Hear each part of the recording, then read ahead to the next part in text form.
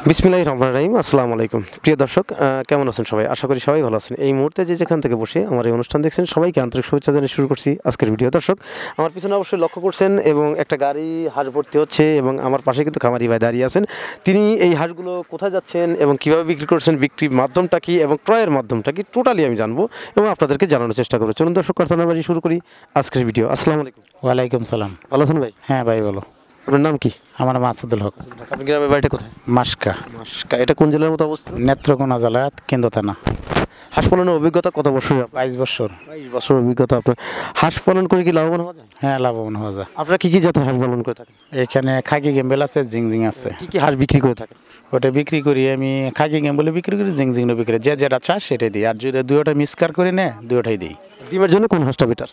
ডিমের জন্য একদম নতুন হাঁসটাই বেটার। নতুন খামারি যারা হাঁসের খামার করছেন তারা কোন হাঁস দিয়ে খামারটি শুরু করবে?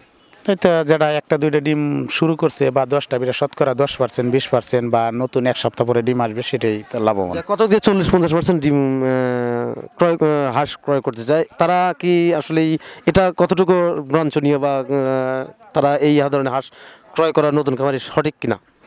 ওইটা অন্যজন এটা বলতে পারি না, তবে আমি যদি বলি 50% দিব, যে কেউ চায় 50 না 70%ও দিতে পারবো।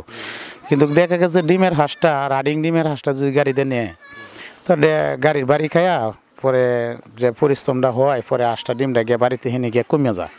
কমে গেলে দেখা গেছে কিনে কিনে লোকে গালিগালাজ পরে প্রতারণাও করছে, এরকম বলে আর কি। এরপরে 1 দিন 2 দিন 3 দিন ডিম পারে, 3 দিন পরে দেখা যায় আর কি একদম কমে যাব, পরে 15 দিন 20 দিন 1 মাস পরে আবার শুরু করে।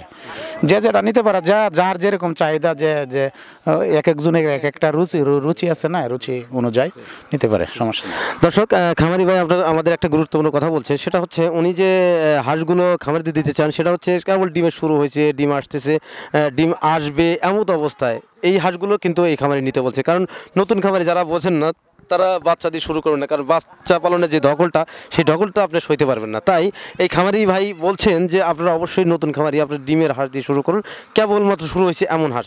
তো দর্শক, যাদের হাঁস প্রয়োজন, বড় হাঁস প্রয়োজন বা যে কোনো বয়সের হাঁস প্রয়োজন, যে কোনো ডিমের হাঁস বা অতিমাত্রায় ডিমের হাঁস প্রয়োজন, তারা অবশ্যই ভাইয়ের সাথে সরাসরি যোগাযোগ করেন। ডিসক্রিপশনে ভিডিও স্ক্রিন নাম্বার দেওয়া থাকবে।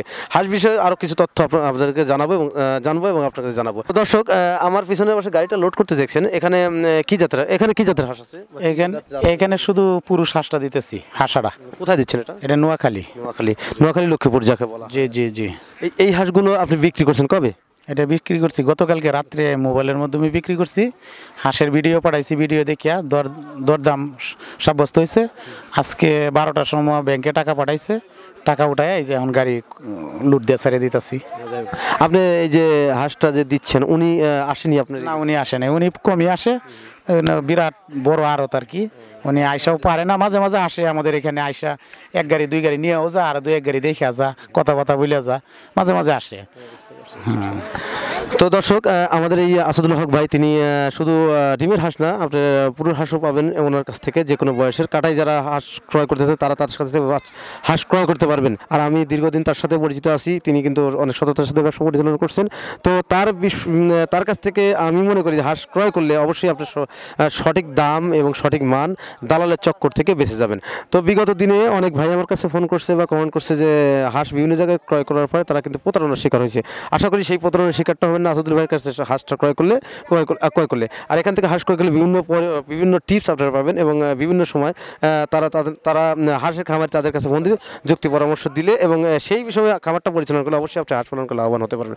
তার কাছে 10%, 20% এবং রানিং ডিম এবং কেবল সময়মতো শুরু হয়েছে, বিভিন্ন বয়সের বিভিন্ন পার্সেন্টের ডিমের হাঁস তার কাছ থেকে সংগ্রহ করতে পারবেন। এবং ভালো মানের আপনারা তার কাছ থেকে এসে তার সাথে দেখাশোনা করে তার কাছ থেকে হাঁসগুলো সংগ্রহ করুন এবং খামার করুন, দেশ গড়ুন, এই প্রত্যাশা নিয়ে আজকের ভিডিও এখানেই সমাপ্ত করছি। ভালো থাকেন, সুস্থ থাকেন, আল্লাহ হাফেজ, ধন্যবাদ।